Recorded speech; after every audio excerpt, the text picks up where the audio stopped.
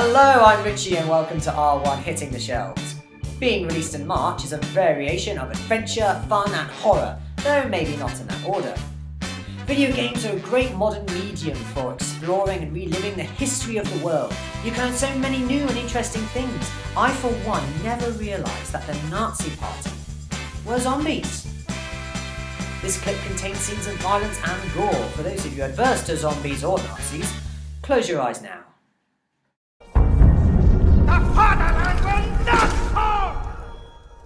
The cult classic from the PC returns. Sniper Elite Zombie Army Trilogy is an extremely violent, tactical, third-person shooter.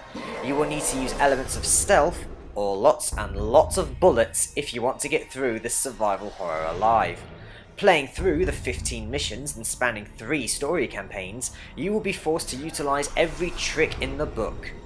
You can go this alternative World War II Berlin 1945 alone, or improve your chances of survival in a 4-player co-op. In this package, Zombie Army 1 and 2 have been remastered to keep up with the brand new 3rd and concluding chapter. And what would dismembering zombies be without the X-ray kill cam?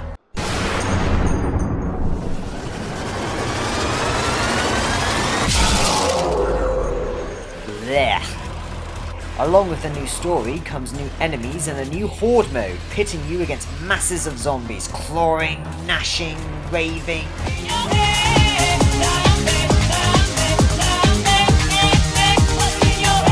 Aww. Okay, so not raving. Whatever those zombies do, it's very clear they don't like you. Fight on, brave soldier, for king and country.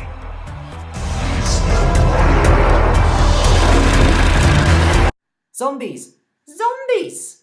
World War II makes so much more sense to me now.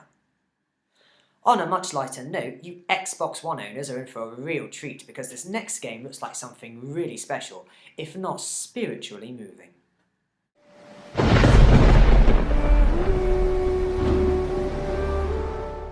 "4 years in the making by Moon Studios and Microsoft, Ori and the Blind Forest is a new single-player 2D platform adventure. Ori is a white guardian forest spirit who is raised by a bear-like creature after being separated from its mother tree after a terrible storm. You are very limited in what you can do to start with, but as Ori and his new friend Cien learn more about their place in the world, the more avenues there are to explore. The creative team have admitted to being, and I quote, heavily influenced by Ghibli and Miyazaki. And from what we have seen of the beauty and sentimental story touches so far, that influence is heavily felt. The action takes place in an original open world environment, all of which is hand-drawn in order to instill a sense of wonder and make every new experience a discovery. The sad thing is, it won't be made available to everyone, being obtainable only by digital download on Xbox One and Steam on the PC. Apart from that, this is one magical adventure you won't want to miss out on.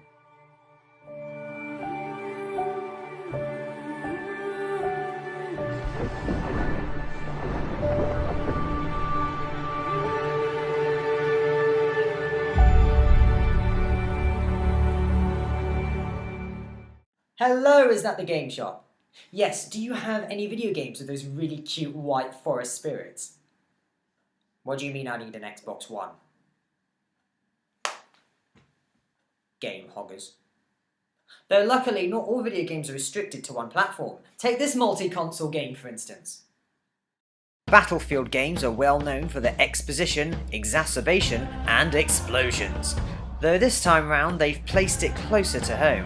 Rather than soldiers, it's cops and robbers, and you really have to play the role in this Los Angeles drug war.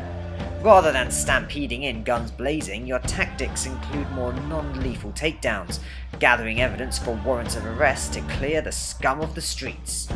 Of course, it's hardly a cop game without a high-speed car chase, and in true Battlefield tradition, buildings fall down.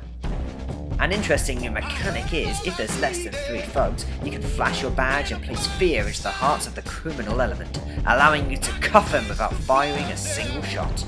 In the multiplayer mode, you can be on either side of the law, cop or criminal. Work with your teammates to come out on top throughout 7 different multiplayer modes. That's a lot of paperwork to shift, so hop to it, Flatfoot. I always thought working the beat referred to dancing. Still, all work and no play make Doris a dull girl, so why not kick off your shoes and learn how to party? The other 9 parties were such a big hit, Nintendo brings back all our favourite characters and minigames for Mario Party 10 on the Wii U, and this time we have 3 different ways to play. There is of course the classic Mario Party, where players can traverse a variety of different boards based on scenes from past exploits, and indulge in random and enjoyable minigames to collect the mini Power Stars. The vehicles from Mario Party 9 also make a comeback. To shake things up, Bowser decides to throw his own party. In this mode, the gamer with the gamepad controls Bowser, while the other 4 players take on their favourite roles.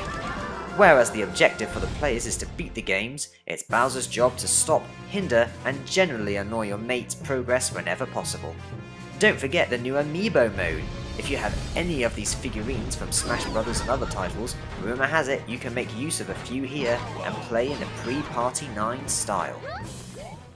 I'm more of a musical chairs man myself, not as many fireballs. Still, there are those who do prefer puzzles to parties. And behold! Another Nintendo game! They have been busy. Coming to the Nintendo eShop and continuing Nintendo's puzzle platforming tradition is Mario vs Donkey Kong Tipping Stars.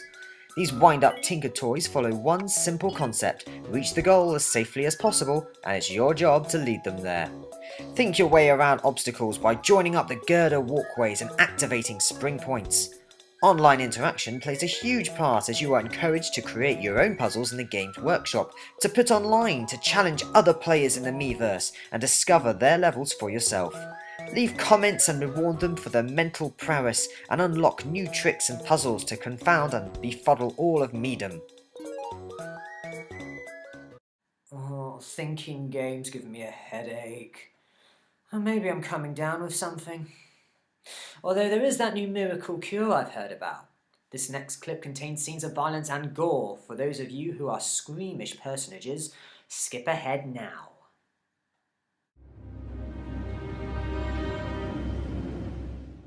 From the creators of Demon's Souls and Dark Souls 1 and 2 comes Bloodborne, exclusively for the PS4. The ancient city of Yharnam... I give up. Yharnam is well known for being home to a marvellous medical remedy, so as you would expect, afflicted pilgrims from far and wide make the arduous journey in hope of finding this miracle cure to their affliction. The catch is that the denizens of the city have been twisted and malformed into menacing monsters after suffering from an endemic illness. A disease constantly present to a greater or lesser degree in people living in a particular location. The gameplay forces you to go on the offensive, but this is no simple hack and slash. You have a weapon in each hand that can change to fit the flow of combat, but pick your fights carefully. Health is scarce and there are hordes of enemies between you and your goal. Even the city looks cold and gothic, as though the structures themselves want to reach out and tear you apart. Be wary as you delve further into the city and explore the unknown. If you think something will jump out at you from the shadows, it probably will.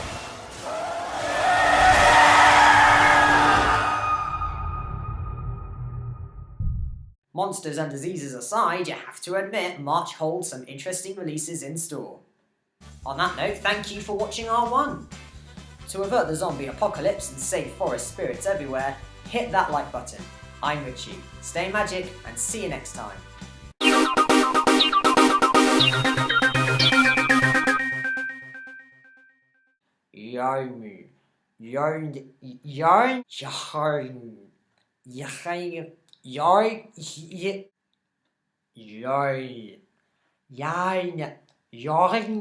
I give up.